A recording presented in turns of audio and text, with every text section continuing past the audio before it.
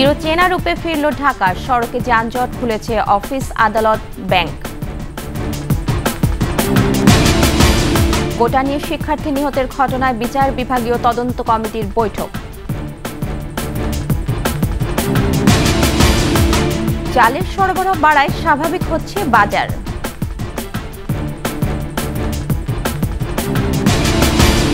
এবং নেপালে আবারও বিমান বিধ্বস্ত, নিহত 18।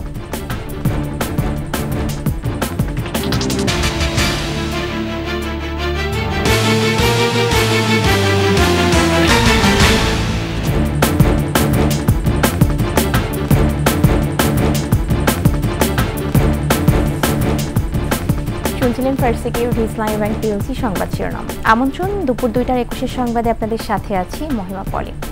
দর্শক টেলিভিশনের সংবাদ একই সাথে সরাসরি দেখতে পাবেন আমাদের ফেসবুক পেজ www.facebook.com/2124 অনলাইনে।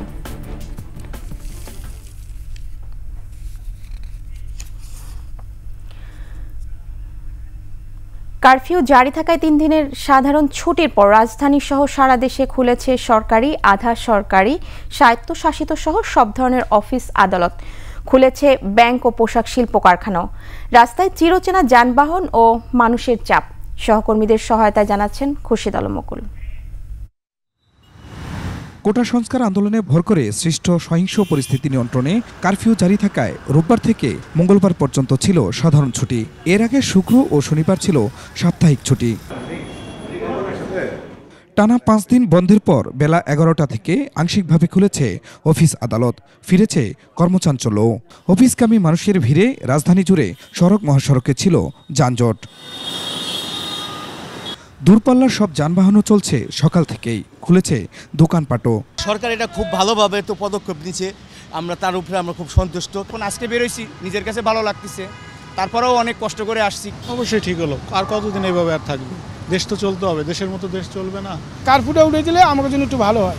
ঢাকার বাইরেও অফিস, কলকারখানা খোলায় বেড়েছে কর্মচাঞ্চল্য। স্বস্তিতে সাধারণ মানুষ। সরকারে ভালোই করছে, খুশি আমরা সরকারি করতে। অনেকদিন বসে থাকার পরে খুললো, বাসায় বসে ভালো লাগে না। হ্যাঁ, অবশ্যই সরকারকে ধন্যবাদ জানাচ্ছি। থ্যাঙ্কস আমাদের গার্মেন্টসটা খোলার জন্য। সকাল 10টা থেকে কারফিউ শিথিল রয়েছে বিকেল 5টা পর্যন্ত। সড়কে টহল সহ পয়েন্টে পয়েন্টে সতর্ক পাহারায় সেনাবাহিনী ও বিজিবি।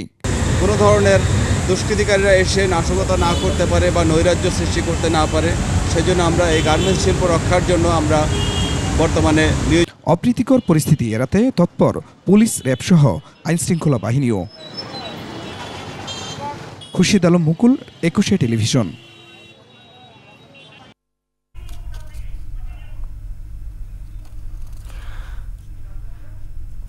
এদিকে রাজধানীর কারওয়ান বাজারে রয়েছেন সহকর্মী মানিক শিকদার। তিনি জানাচ্ছেন কারফিউ শিথিল পরবর্তী রাস্তার যানজটের পরিস্থিতি। কারফিউর পঞ্চম দিনে সকাল থেকে আসলে কারফিউটা শিথিল করা হয়েছে। সকাল 10টা থেকে বিকেল 5টা পর্যন্ত শিথিল আছে।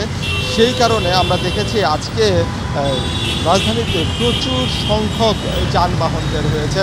আমরা যেমনটা গণপরিবহন দেখেছি তেমনটা ব্যক্তিগত পরিবহন আমরা পেয়েছি। এছাড়া সিএনজি চালিত অটোরিকশার সংখ্যাও ছিল যথেষ্ট পরিমাণে। এই মুহূর্তে আমরা আছি কারওয়ান বাজার এলাকায় এবং এখানে দেখতে পাচ্ছেন যে অন্যান্য যে স্বাভাবিক দিনের মতোই পরিবহন চলছে এবং রীতিমতো একটা যানজটের সৃষ্টি হয়েছে। আমরা শুধু কারওয়ান বাজার না, আমরা মিরপুর এলাকা, গুলশান, তারপর গুলিস্তান, মতিঝিল এলাকার চিত্র প্রায় একই রকম চিত্র আমরা দেখেছি। প্রচুর সংখ্যক কাভার্ড ভ্যান আসছে, ট্রাক চলছে। অর্থাৎ কয়দিন ধরে যে পণ্যবাহী যে সমস্ত ট্রাকগুলো ছিল সেগুলো চলতে পারেনি, যার ফলে আজকে একটু সুযোগ পাওয়াতে সবাই একসাথে এসে এই পথে এসে নেমেছেন এবং সবাই চাচ্ছেন যে শিথিল সময়টা অর্থাৎ বিকাল 5টার আগে নির্ধারিত যে সমস্ত কাজগুলো আছে তাদের যে স্ব কাজগুলো সেই কাজগুলো শেষ করে ঘরে ফিরতে চান। তো এই ছিল আমার কাছে এখানে থাকা সর্বশেষ তথ্য। কোটা সংস্কার আন্দোলন ঘিরে সহিংসতা ও হতাহতের ঘটনা তদন্তে বিচারপতি দিলিরুজ্জামানের নেতৃত্বে গঠিত কমিশন বৈঠকে বসেছে। সুপ্রিম কোর্টের অডিটোরিয়ামে 6 সদস্যের কমিশনের এই বৈঠক চলছে। এর আগে 21 জুলাই প্রথম বৈঠক করে কমিশন, 16 জুলাই বিচার বিভাগীয় তদন্ত কমিটি গঠন করে সরকার।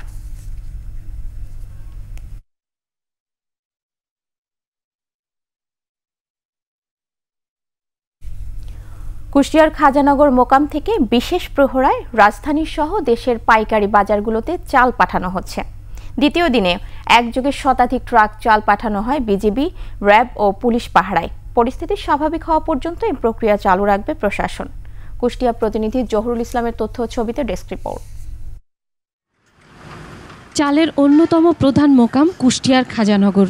দিনে প্রায় 200 ট্রাক চাল যায় রাজধানী সহ দেশের পাইকারি বাজারগুলোতে। কয়েকদিনের সহিংস ঘটনায় চাল সরবরাহ প্রায় বন্ধই ছিল। এতে চালের দাম অস্বাভাবিক বেড়ে যায়। ক্ষতিগ্রস্ত হন খাজানগরের চালকল মালিকরা। বেকার হয়ে পড়েন নানা কাজে জড়িত হাজারো কর্মীও। মঙ্গলবার থেকে বিশেষ ব্যবস্থায় মোকাম চালু রাখায় ফিরেছে কর্মচাঞ্চল্য। খুশি মালিক, শ্রমিকরা। আমাদের ডিসি এবং পুলিশ প্রশাসনের মাধ্যমে এসপি সাহেব এবং দুজনের সহযোগিতায় আমরা আজকে র্যাব, আর্মি, পুলিশ দিয়ে আমাদের চাউলটা ঢাকা সহ বিভিন্ন দেশে প্রান্তে পাঠাচ্ছি। 7 দিনের দিন আজকে বেরোচ্ছি। মনে করেন যে এই অবরোধের কারণে যাইতে পারিনি, আজকে পুলিশ প্রোটেকশনের কারণে আমাদেরকে নিয়ে যাচ্ছে। ঢাকায়, বরিশাল, তার ফরিদপুর, বিভিন্ন জায়গায়। এমপি মহোদয় মনে করেন যে সুন্দর একটা ভালো একটা পরিবেশ করছে, সেই পরিবেশ অনুযায়ী মনে করেন যে আমাদের গাড়ি ঘোড়া চলবে। চালসহ সব ধরনের নিত্যপণ্য সরবরাহে সহযোগিতা দিয়ে যাবে জেলা ও পুলিশ প্রশাসন। আজকে 103টি ট্রাক, চালবাহী ট্রাক এখান থেকে ঢাকায় পৌঁছাবে। সেটি আমরা এসকর্ট করে আমাদের জেলা পার করে দেব এবং আমরা সরকারের সাথে কথা বলেছি যে জেলাগুলো এই পথের মধ্যে পড়বে সকল জেলা থেকেই নিরাপত্তা প্রদান করা হবে। চলমান পরিস্থিতি আলোকে আমরা নিত্য প্রয়োজনীয় যে পণ্যগুলো আছে এগুলোর সরবরাহে যাতে কোনো ঘাটতি না হয় সেই জন্য আমরা কেন্দ্রীয় সিদ্ধান্ত মোতাবেক আমরা আজকে এসকর্টের মাধ্যমে এগুলো ঢাকাতে পাঠাচ্ছি। এই প্রক্রিয়ায় চালের বাজার স্বাভাবিক হয়ে আসছে বলেও জানান সংশ্লিষ্টরা। Masum আলিসা, desk report, 21 television. নেপালের কাঠমান্ডুর ত্রিভুবন আন্তর্জাতিক বিমানবন্দরে সূর্য এয়ারলাইন্স বিধ্বস্ত হয়ে 5 জন নিহত হয়েছে। জানা গেছে কাঠমান্ডু থেকে পোখরার উদ্দেশ্যে ফ্লাইটটি উড্ডয়নের সময় দুর্ঘটনার কবলে পড়ে। ক্রুসহ বিমানটিতে 19 জন আরোহী ছিল বলে জানিয়েছে ত্রিভুবন আন্তর্জাতিক বিমানবন্দরের মুখপাত্র প্রেমনাথ ঠাকুর। এর মধ্যে 5 জনের মরদেহ উদ্ধার হলেও বাকিদের বিষয়ে কিছু জানা যায়নি। ঘটনাস্থলে বিমানটি থেকে ধোঁয়া উঠতে দেখা গেছে এবং দমকল ও নিরাপত্তা কর্মীরা বর্তমানে পরিস্থিতি নিয়ন্ত্রণের চেষ্টা করছেন বলে জানিয়েছে সংবাদ মাধ্যম হিমালয়ান টাইমস। কিভাবে দুর্ঘটনা ঘটল বা এ সংক্রান্ত আর কোনো তথ্য এখনো পাওয়া যায়নি।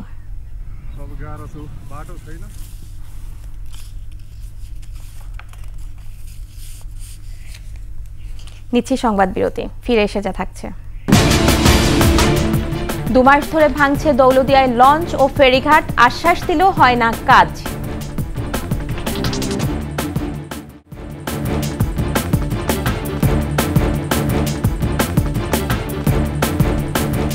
আবার আমন্ত্রণ দুপুর 2টার 21 সংবাদে। দীর্ঘ 65 দিন নিষেধাজ্ঞার পর আজ থেকে শুরু হয়েছে সমুদ্রে মাছ ধরা।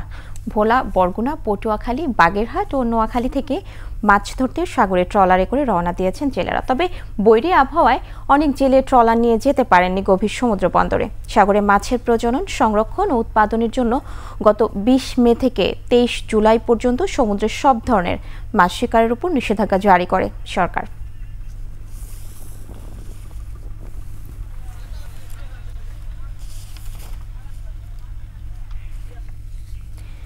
দুই মাসের বেশি সময় ধরে পদ্মার ভাঙনে বিলীন হচ্ছে রাজবাড়ীর দৌলদিয়ার 6 ও 7 নম্বর ফেরি ও লঞ্চঘাট। ভাঙনের আশঙ্কায় শত শত বাড়িঘর, ব্যবসা ও শিক্ষা প্রতিষ্ঠান সহ বহু স্থাপনা। দ্রুত ব্যবস্থা নেওয়ার দাবি স্থানীয়দের। রাজবাড়ী প্রতিনিধি জাহাঙ্গীর হোসেনের তথ্যচিত্রে ডেস্ক রিপোর্ট। 21 জেলার প্রবেশদ্বার দৌলতদিয়ার গুরুত্বপূর্ণ নৌরুটের 2টি ফেরিঘাট এবং লঞ্চঘাটের সামনের অংশে প্রতিদিনই ভাঙছে পদ্মা নদী। 6 নম্বর ফেরিঘাট এলাকায় ভাঙন ঠেকাতে জরুরিভাবে জিও ব্যাগ ফেলা হলেও 7 নম্বর ফেরিঘাটের 300 মিটার এলাকায় কোনো বস্তা ফেলা হয়নি এখনও। ভাঙনের হুমকিতে রয়েছে বেশ কিছু পরিবার। আশ্রয় নেওয়ার আমাদের জায়গা নাই, আমরা বাড়িঘর ভেঙে নদীর পাড়ে জড়ো করে থুই দিছি। কোন জায়গা যাবো, জায়গা জমি পাই না, কিছু না, আমরা ভেঙে ভেঙে নদীর পাড়ে নদী, আমাকে থাকা কষ্ট, খাওয়া কষ্ট। নদীতে বাজিয়ে দিলে যেটুকু জায়গা আছে এটুকু ঘর ভাড়া তো নির্ভর করে থাকতে পারি। এটা যদি স্থায়ীভাবে যদি এটার কোনো বন্দোবস্ত না করা হয় তাহলে আমরা নদী ভাঙনে আমরা একদম নিঃস্ব হয়ে যাব। বস্তা ফেলানোর কথা খালি থুয়ে চলে যায়, বস্তা ফালায় না ওই দুই ফেলায় মনে করেন পকেট গরম হয়ে যায় আর ফুটে চলে যায়। গত 6 বছরে 7টি ফেরিঘাট ও লঞ্চঘাট নদীতে কয়েকবার বিলীন হয়ে যায়। এখনও 1, 2 ও 4 নম্বর ফেরিঘাটগুলো নতুন করে স্থাপন করতে পারেনি BIWTA। তবে এবার ঘাটগুলো সুরক্ষায় সরকারের বড় পরিকল্পনার কথা জানিয়ে কাজ শুরুর আশ্বাস দেন কর্তৃপক্ষ। সেই সময় অনুযায়ী দেখা যাচ্ছে আমাদের প্রকল্পের খরচটা বেড়ে যাচ্ছে, তো আমরা নিশ্চয়ই শীঘ্রই একটা সিদ্ধান্তে এসে ইনশাআল্লাহ আমরা শীঘ্রই এখানে কাজ করব। প্রকল্পের কাজ শুরু না হলেও অস্থায়ীভাবে ভাঙন ঠেকাতে শুধু বালুভর্তি জিও ব্যাগ কোনো কাজেই আসছে না বলছেন ভাঙন কবলিতরা। রত্না জামান, ডেস্ক রিপোর্ট, 21 টেলিভিশন। শেষ করছি দুপুর 2টার 21 সংবাদ। যাবার আগে ফার্স্ট সিকিউরিটি ইসলামী ব্যাংক পিএলসি সংবাদ শিরোনামগুলো জানাবো আরও একবার।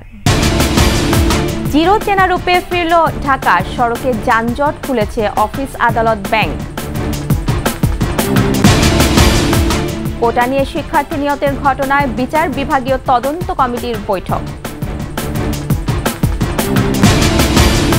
চালের সরবরাহ বাড়ায় স্বাভাবিক হচ্ছে বাজার।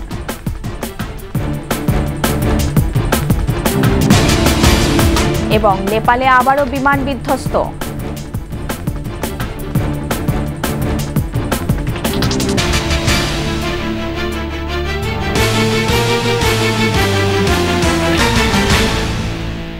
সর্বশেষ খবর জানতে ডায়াল করুন 2021 নম্বরে, আর ভিজিট করুন 21stv.com এই ওয়েবসাইটে। এছাড়া ফেসবুকে ভিজিট করতে পারেন facebook.com/2124 অনলাইনে। এতক্ষণ সাথে থাকার জন্য ধন্যবাদ। আমাদের পরের সংবাদ সন্ধ্যা 6টায় 21 দেশের সংবাদ দেখার আমন্ত্রণ রইল। 21 সাথেই থাকুন।